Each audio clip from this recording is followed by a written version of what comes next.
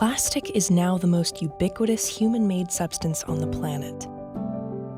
Whether we intend it or not, we are leaving a plastic legacy. Recent scientific studies warn that without drastic changes, the amount of plastic in the ocean will quadruple in the next 20 years.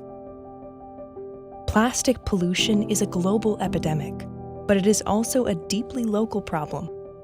Californians have worked to manage their unique coastal waters with a network of marine protected areas recognized for conserving marine life, protecting healthy habitats and fisheries, and preserving cultural heritage. These precious places, however, are not protected from the growing sea of plastic.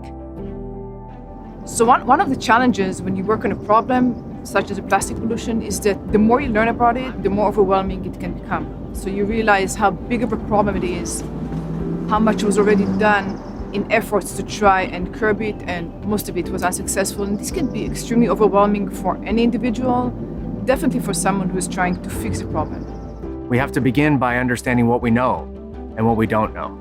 But by bounding the problem, we can start to identify opportunities to seek solutions. That's what we're doing here. The Scripps-Rady Ocean Plastic Pollution Challenge was designed as a unique 6-month accelerator program to identify effective, evidence-based approaches to curb the flow of plastic into the ocean, not just clean up the problem that exists today. The challenge is a partnership between the Center for Marine Biodiversity and Conservation at Scripps Institution of Oceanography and the Center for Social Innovation and Impact at the Rady School of Management at UC San Diego.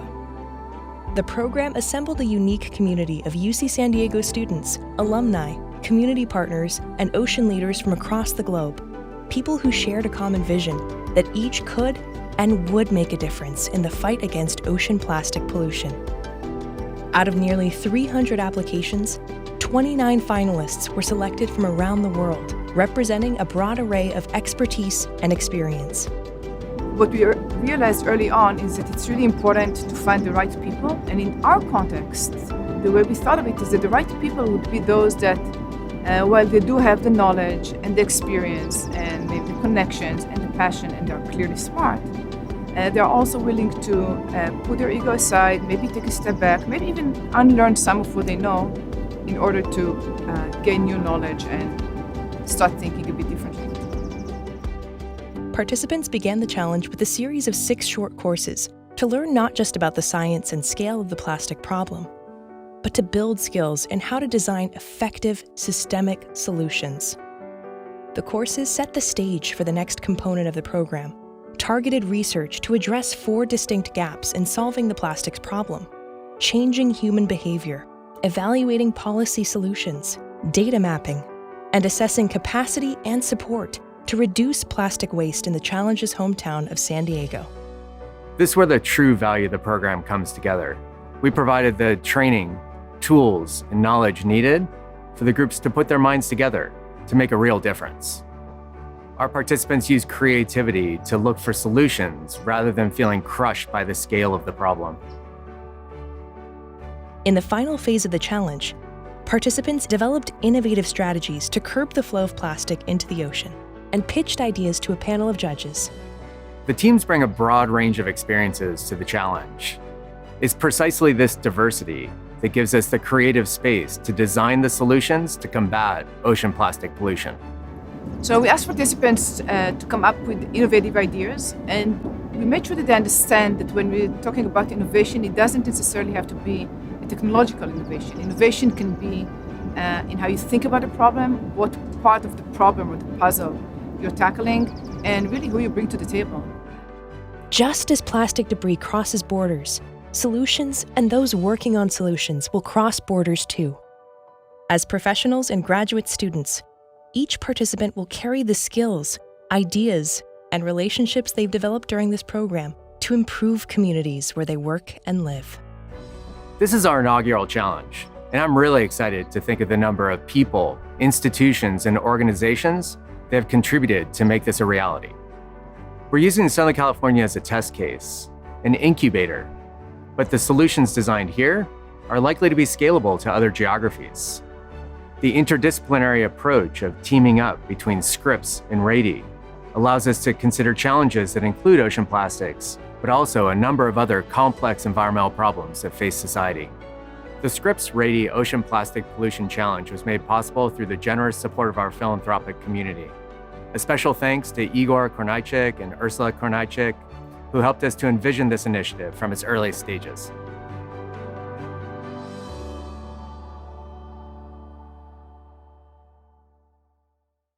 Welcome to the finale of the Scripps-Rady Ocean Plastic Pollution Challenge. I'm Stuart Sandin, the co-director of this program and the director of the Center for Marine Biodiversity and Conservation at Scripps Institution of Oceanography here at UC San Diego. We're really grateful to have you here with us this evening to celebrate the culmination of 6 months of intensive work and exciting announcement of our winning team from the 2-day hackathon. Whichever team is chosen as the winner tonight by the judges during the next hour will be offered the opportunity for a 1-hour customized informational coaching session with Dr. Gwen Nero, the director of Scripps Innovation Programs and Corporate Relations. With Gwen, they'll be talking about potential commercialization strategies for the winning proposal and strategies moving forward. The meeting will be designed to meet the team's goals and can include a range of team-selected guidance, including expert advice and coaching, Startup 101, go-to-market strategy advising, and a review of U.S. and international ocean innovation resources. Now I'd like to introduce the other co-director of this challenge, Professor Ayala Gnezi. Yeah, hello. So hi, everyone. I was actually planning to say that I am the other co-director, but that has been said on my behalf. So thank you, Stuart. Other than that role, I'm also a professor of behavioral sciences and marketing at the Rady School of Management. So I'm the counterpart. And I'm also the founder and director of the Center of Social Innovation and Impact at the Rady School. Now, really, welcome back to the participants and to the judges, and welcome to everyone else. Some of you, I believe, we've seen early January, and some we haven't seen ever. So this will be the first time.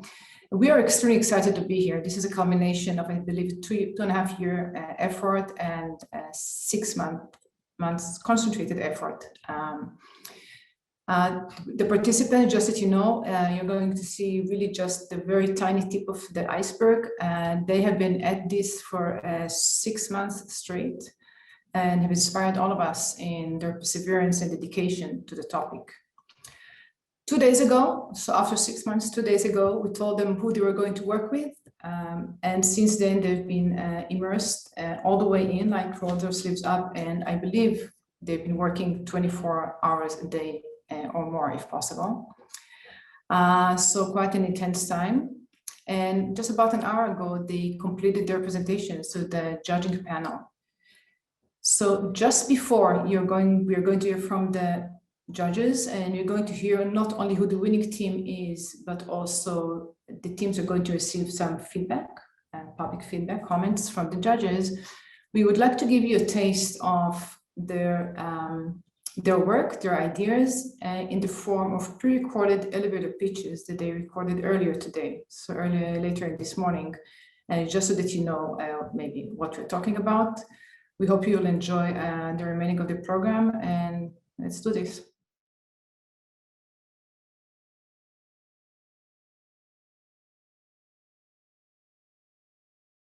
Managing plastic pollution close to the source is far more effective than cleaning up downstream. While plastic alternatives and changes to large-scale delivery systems are in development, we need solutions now to manage plastic pollution, matching the scale of our plastic consumption. Downstream, communities pay tremendously in order to capture and clean up solid waste pollution. San Diego alone spent $14 million on litter management in 2019.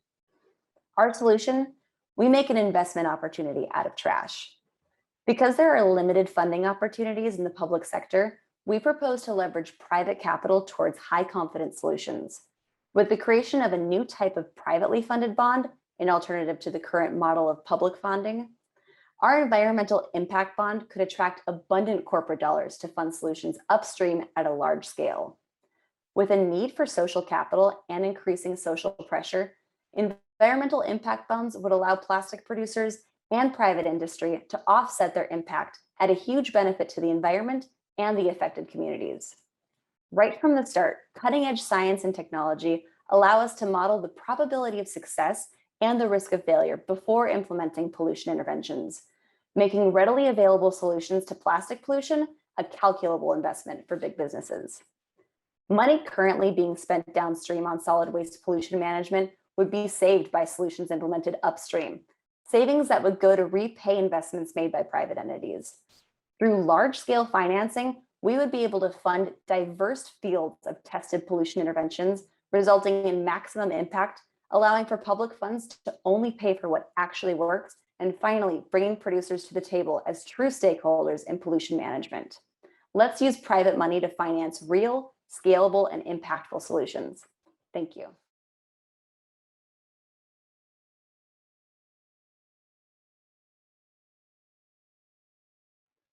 Greta, Malala, Dylan, Yola. Today's youth aren't just kids. Today's youth are activists, global leaders, and the next generation of environmental stewards. They might be too young to vote, but they are surely a force to be reckoned with as they develop their community organizing skills, speak at conferences, and foster climate optimism across every corner of the planet.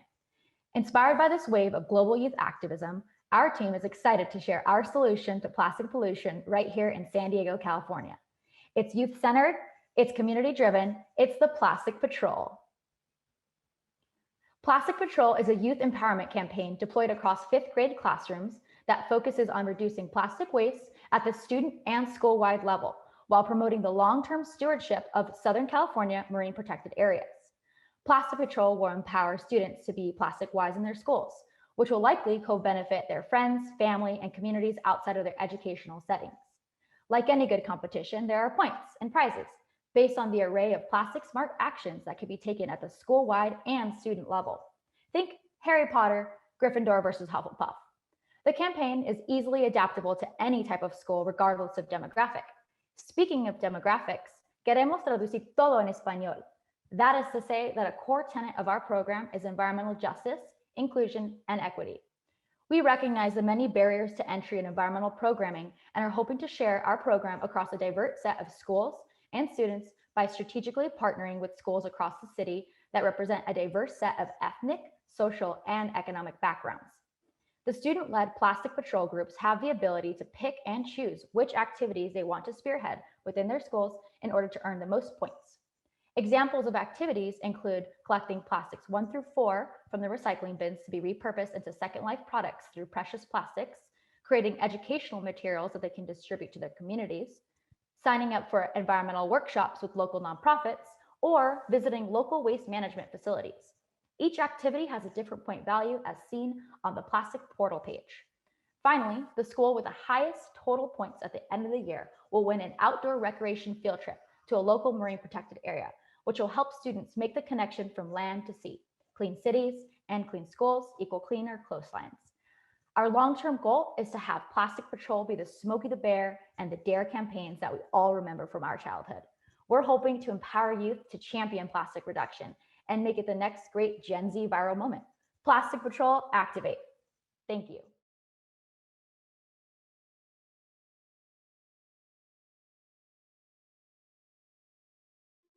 California's top litter items since the 80s have consistently been made up of single-use plastic food and beverage items, stemming from the takeout culture of fast food, restaurants, and events. Many initiatives to combat plastic pollution focus on educating consumers to make better purchasing choices and zero-waste decisions. However, behavior change science has shown that awareness campaigns are highly ineffective at changing consumer behavior. Furthermore, with just over 7,000 restaurants in San Diego, targeting the restaurant industry to eliminate their single-use plastic usage is just not feasible in one step, as there are many stakeholders involved. Therefore, at SD0, we propose instituting a policy change for the City of San Diego that prohibits single-use plastics at large events through the leverage of event permitting. We want to start small to show proof of concept, refine implementation methods, and then expand to restaurants and other food service businesses. The policy will require events to be single-use plastic-free or pay a fine and undergo zero waste training. Through a business accelerator program, monetary support and resources will be available to help businesses and host organizations transition to meet these zero waste mandates. This policy change marries private and public sectors and is based on tried and true techniques. Over 4,000 water bottles and 1 million plastic bags were prevented from being thrown away annually, as observed in the San Francisco farmers markets through a waste intervention mandate. Similarly, bans on plastic bags and straws around the nation have resulted in drastic decreases in the tendency of those items ending up in our coastal environments. Through piloting and iterating in this context, we see an ability to create an early concrete success that can be expanded to restaurants and other jurisdictions across California and the US. Thank you.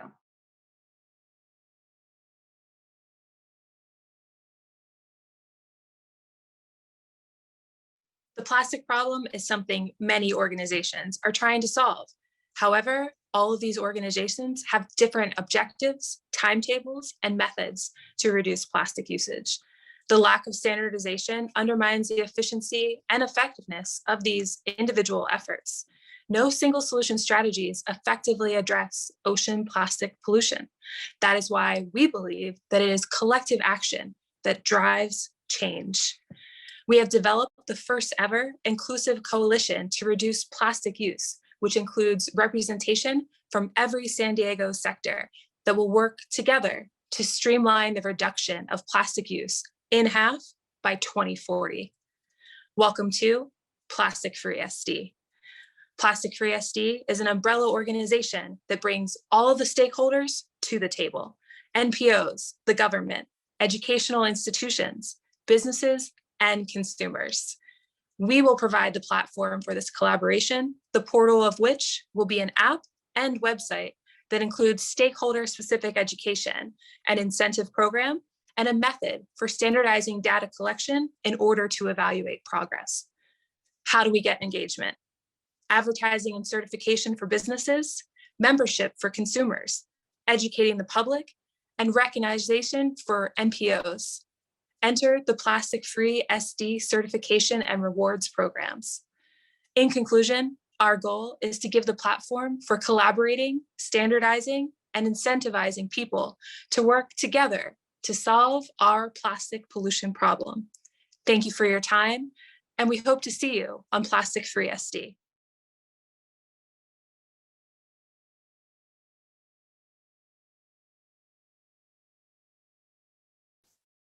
Plastic pollution has emerged as a crucial public and ecological health challenge over the past several decades. Various cleanup and control strategies are being rapidly developed, but beach litter and subsequent leakage into the coastal environment remain a persistent challenge. Trash Alert seeks to create an affordable and accessible solution to beach litter by improving upon the most widespread and effective form of trash management: trash and recycling bins.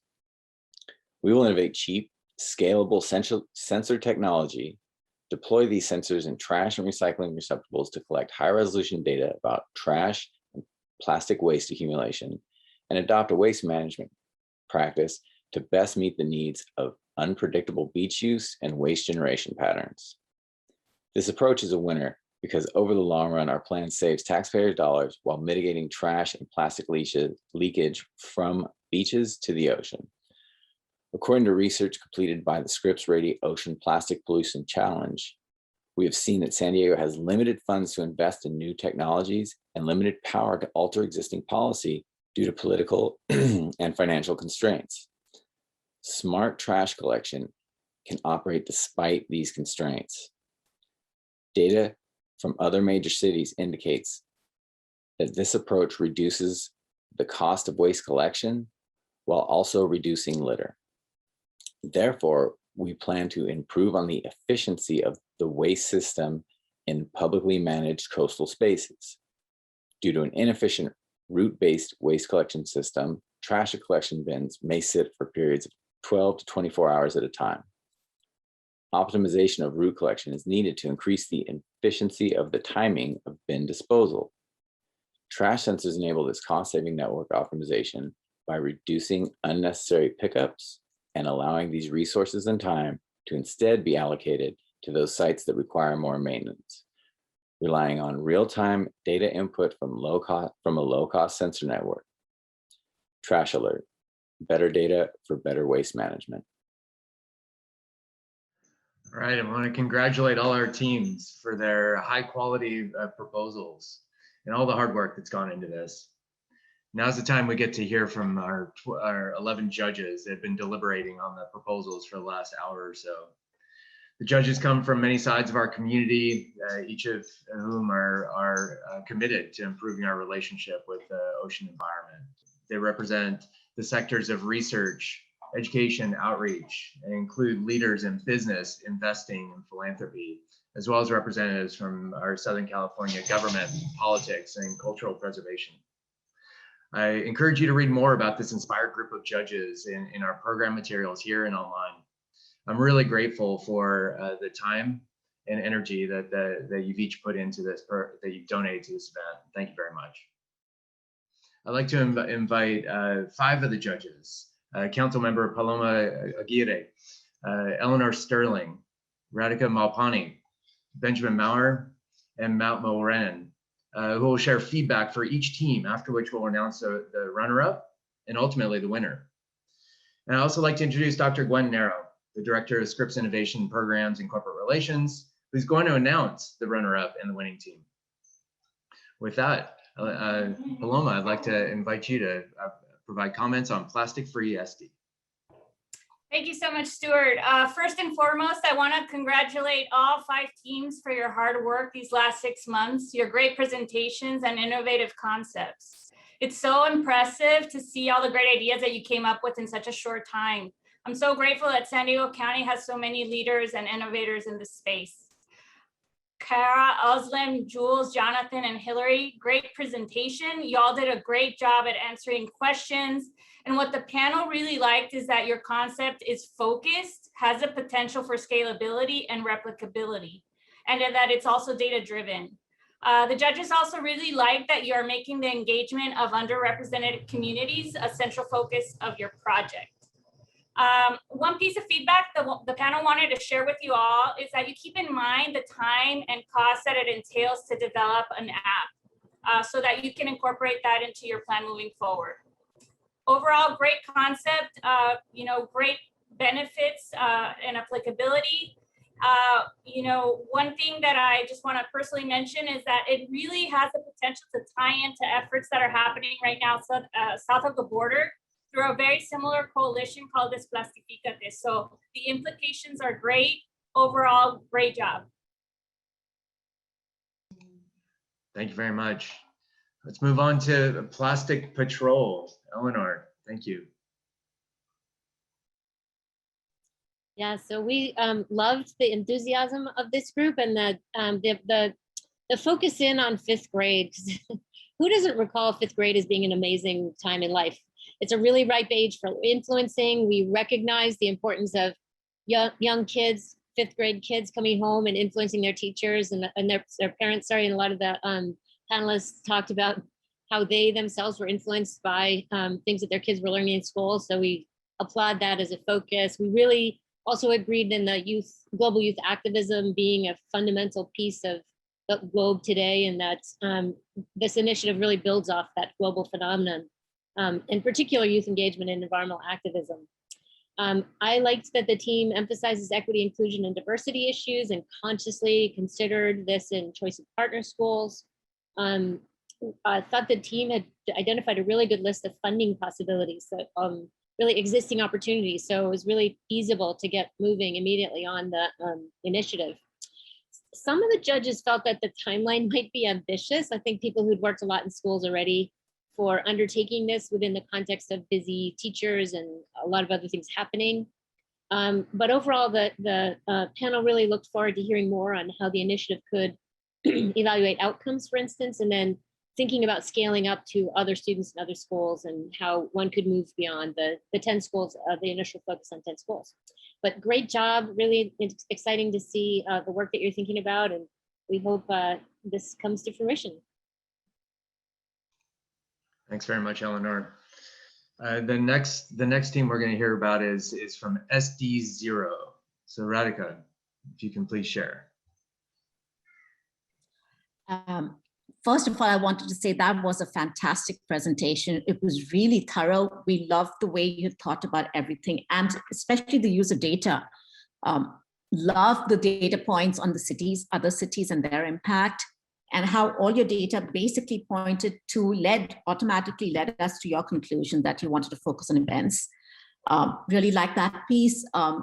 Liked how you thought through the potential obstacles, came up with ways to deal with them, used the behavior theory that you'd learned to figure out making a policy is probably the best approach.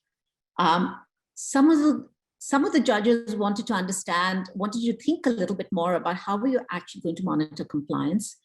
And I guess there was a little bit of concern that your timeline might be a little bit aggressive, partly because you'd have folks signed up for events already. So love the idea of being voluntary initially, but also that you might want to think about the costs of compliance and how that might factor into the acceptance from businesses.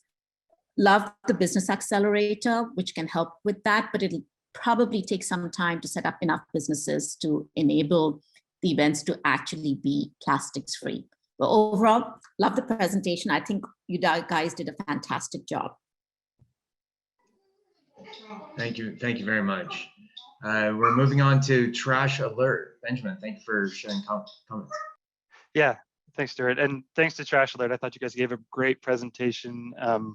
I totally agree with you guys that seasonal and spatial variations in management of plastic waste, it's an interesting problem, and it's definitely pervasive throughout San Diego County. So kudos for looking to tackle that. And I personally work in technology development for the National Renewable Energy Lab, and it was encouraging to see you guys approach this from a hardware-based, very clever architecture. Discussions with the judges, it sounded like they were eager to learn more as your idea evolves about how you intend to protect those hardware assets out in the field, both from damage, from use, and from vandalism. It was encouraging to hear that you had a low-profile, proven commercial solution, but there were standing questions there that the judges were eager to see you answer in the future. And then also, I think there was some interest in seeing more development in the business model there, where those additional funding sources would come from and how they would be incorporated. Judges were really excited. They were really impressed with the way that you guys had put clear thought into choosing and employing an existing commercial solution, something that was off-the-shelf hardware that could be implemented that was already proven, and de-risked your project significantly. Personally, and I think a few other judges as well, I was really excited about your background in software architecture. I know UPS does very similar things with optimizing routes for delivery and things like that. And I think there's a real value proposition there for municipalities who want to cut down their costs while better servicing their citizens. So really neat. And I thought that back-end architecture would translate well if you wanted to grow this program to other cities, other counties.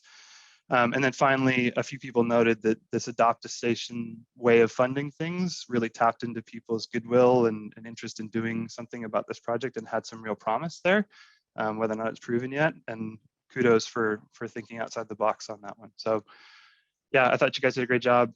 Thanks so much, and looking forward to seeing where you take it. Thank you for that.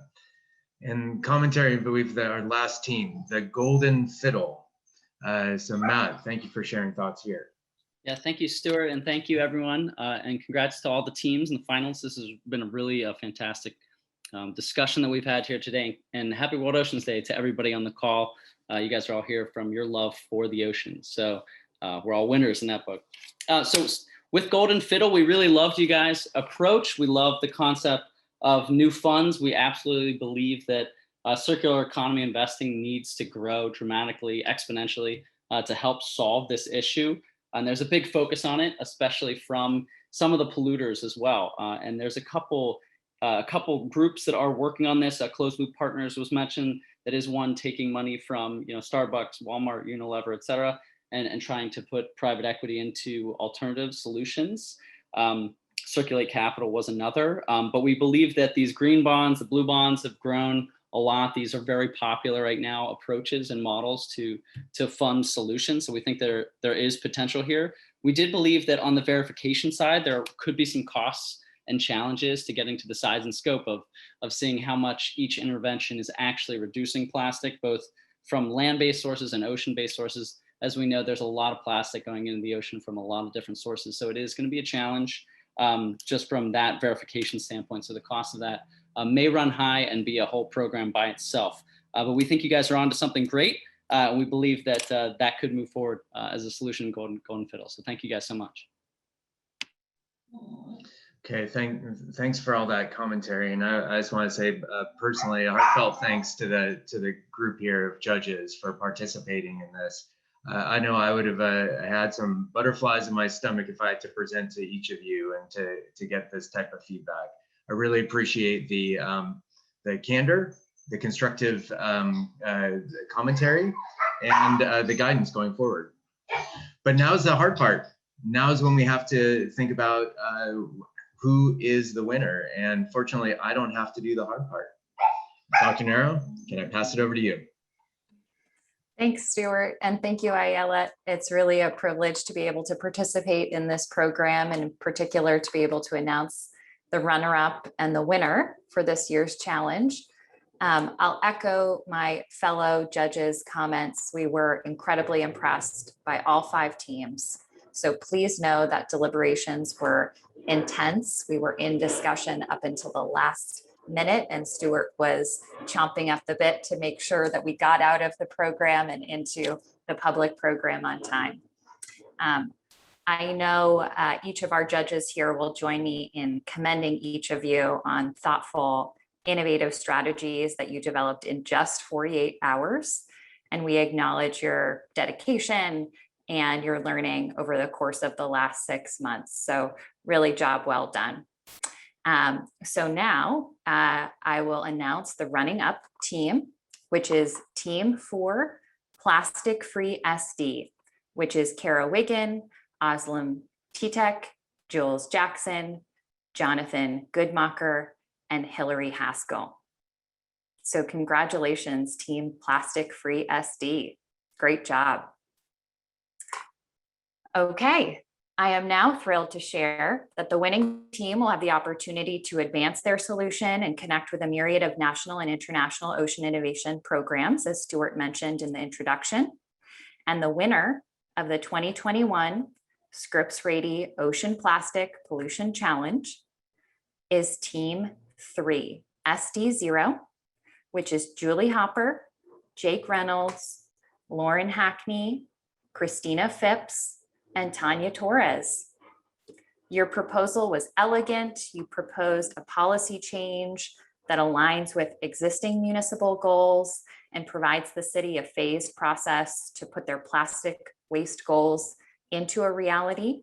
And I particularly appreciated your focus on supporting compliance and mechanisms to continue to create innovative solutions that reduce single-use plastics. So I really look forward to continuing to work with you in the coming months. You'll be hearing from me on how we can design next steps to see your solution forward. So now I'll welcome our winning team to join us on our virtual stage here, and sit tight as we bring them into the webinar. Wow, thank you so much. We are all honored just to be part of this program. And I think we're all a little shocked right now. We also have one other team member, Jake Reynolds, and he's in London and couldn't make it due to the time difference, but I'm sure we're very excited to share the news with him. So tell us a little bit about how this plan is how you came up with the plan idea, if you don't mind, and where you see where the inspiration came from. It's a funny story. Julie and I, we were the first two to meet and discuss, and the whole first day, we went on this crazy, we ran with this idea of having a zero waste festival or theme park, and we were really this close to going forward with a proposal all about a zero waste theme park. And we wanted it to, the idea really was we want to normalize zero waste. And when you're in a concrete setting like a theme park or an event or a festival and that type, you have full control and you can demand that your vendors are being a certain way, providing certain materials and a certain type of waste management. And then your participants are there to have fun. They might not necessarily be environmentally conscious. They're there for the event or festival or theme park or whatever, but yet they are subliminally being messaged that look at what you're using, a reusable cup or plate that you're going to return, or maybe signs that said this whole ride or this whole park is powered off of this energy or made from reusable materials, repurposed lumber or things like that. We wanted it to try to normalize, and then luckily Christina and Lauren and Jake came in and really helped us kind of bring that high in the sky idea down in something more manageable, and it flowed into this with Christina's expertise in policy and this ordinance, and it kind of became more concrete, but we still got our elements of that passion. That was kind of where it came from, which I think was really cool. And I'm really thankful for my team. The launch festival would help raise funds for a lot of these initiatives, but also have games where like people play games, because we learned about that from Dr. Neasy, about like playing games and how that teaches you things, and knowing they could maybe even pick like quick, you have like 30 seconds on this like moving thing to pick things that are recyclable versus not recyclable. And then if you win a prize, you win a reusable, maybe a water bottle, or maybe some sort of like refillable shampoo or conditioner. So we can still use some of those elements in our lunch festival. So we really Christina really honed us in and was like, whoa, here's some policy. And we're like, cool. Yeah. And Christina, how did this come to bear? It looks like that Tanya's saying they're leaning on you. Well, I thought it was a super terrific example of interdisciplinary thinking and interdisciplinary group thinking at work. So the creativity and the elements of the policy really came from all of us in our different sectors. And I think our team was really well composed, and that we all came with really different expertise. So while I had a really strong policy expertise and ideas for exactly how to implement some of these ideas and put them into practice, and an understanding of how to design policy, Jake came in with a really thorough background in behavioral research, and was able to help us shape the policy in a way that was really based on behavioral science.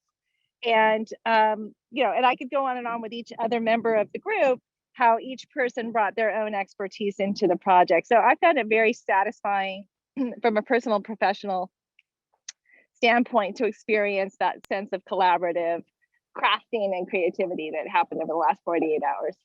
That's terrific. And I just want to point out for everybody who's joining us, they only found out that they were this team about 72 hours ago. This was not something that was built off of a long-standing collaboration. This was thrown into a pot and then turn up the water temperature.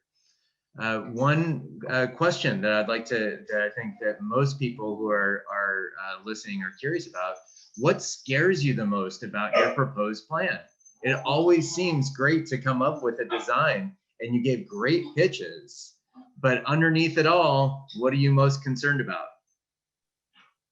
I think the resistance from the regulated community, I think, was one thing that popped up in our conversations a lot. And we understand that it's no small feat for an event that has been, has multiple vendors and has a lot of variables already to consider, to then be told that they need to go single-use plastic free.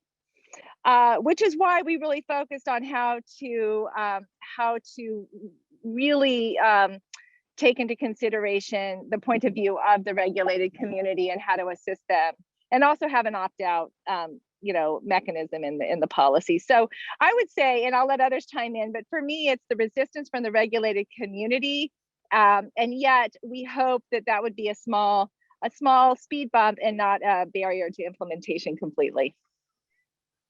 Absolutely. I think one thing that we've seen is that some of that regulated communities, they are our partners in all of this. And I think that's one of the elements of your proposal that was so captivating, is to bring everybody together and to try to build that perspective. Any closing remarks from you guys? And we need to move on. I want to congratulate you. My dog's trying to congratulate you too, but any closing remarks? Just I guess now we have to do this, right? So we look forward to help from everyone. So that's, we're excited. So thank you. Terrific, terrific. Well, congratulations, Team 3, or more endearingly, SD0, on the winning proposal. This in the inaugural Scripps-Rady Ocean Plastic Pollution Challenge. I was struck in some of our early conversations with them, 24 hours ago, them bringing statistics to bear, things that include reference to the number of plastic bags used in any single farmer's market per year. About 1 million plastic bags by a farmer's market. If there's a place that you may imagine that we have a number of willing participants, we still have that as a festival setting where we're introducing waste, and a lot of that waste gets into the environment. So kudos to every group for thinking about the entire cycle, thinking about the problem, and trying to find those points where they can make a real impact. To all the teams, we know how much work you all put into the last couple of days, let alone the last 6 months. And I want to point out, for those who aren't familiar, a lot of these teams had participants that were 6, 8, 10 time zones apart. And we're really proud of you, and we're honored to be part of this journey together. Congratulations to you all, but one winner had to be selected today. But if 1, 2, 5 of these ideas go forward, then we're all winners. The oceans offshore of California will be a better place, and we can start to stave off the problem of ocean plastic pollution. As Dr. Winnie Lau from Pew reminded us many times during this challenge, there's ultimately going to have to be many working solutions for us to put the problem as big as ocean plastic pollution to keep it at bay. There are many ideas presented today, not even overlapping ideas. I know some people were concerned, and they each will have a role in curbing the flow of plastic into the coastal waters here in California. So I want to encourage each of the 5 teams and everybody participating to get out there and do something on this. We can do it together. I'd like to extend a big thank you to the judges, again, for your time and the careful consideration, those great remarks, constructive remarks. This process did not happen in isolation.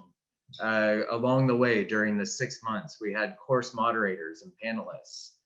We had team mentors. We had research assistants, and we were supported by a great community of funders.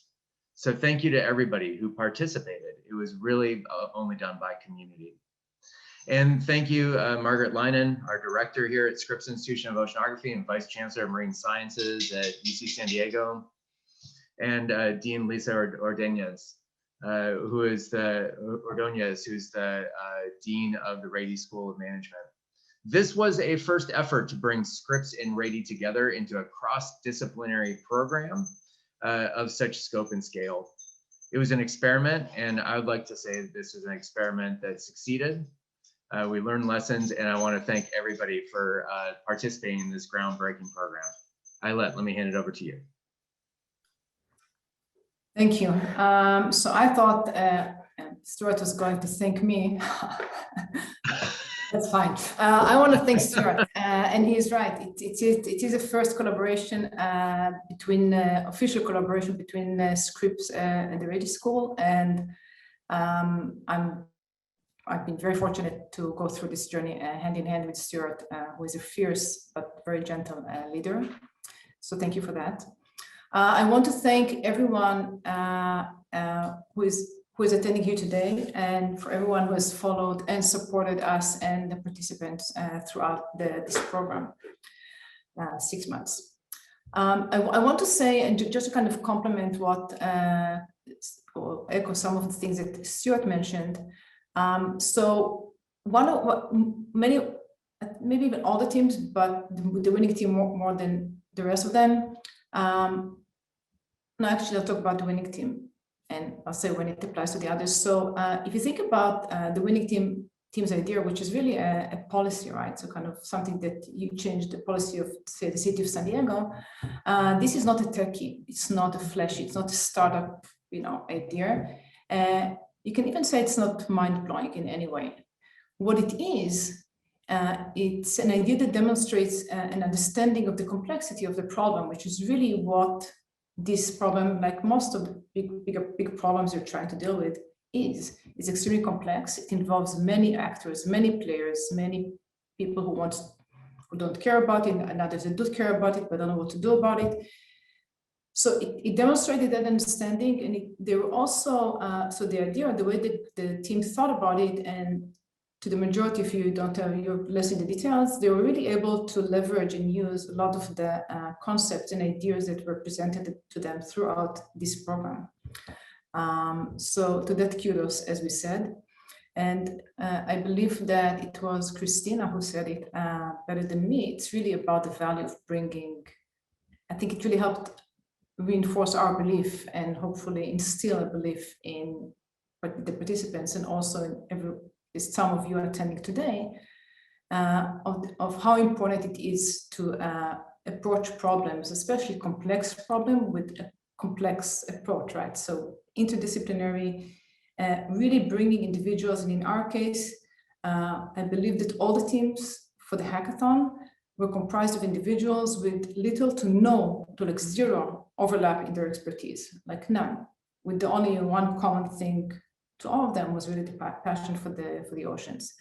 I do not believe any team comprising of a cohesive, kind of a more homogeneous group of individuals, as smart as they could be, could have come with such a comprehensive solutions, let's call them. So thank you for that, extremely rewarding for us. And that's it. I want to thank everyone. I believe Stuart mentioned everyone by titles, and we'll have a video with all the credits and thank you credits for everyone else. So thank you, everyone. Thank you very much to our captains, Holly and Charlotte, for taking us through this challenge, to this past 6 months in action, but really 6 months before in planning. And that's it. Hope to see you in the future.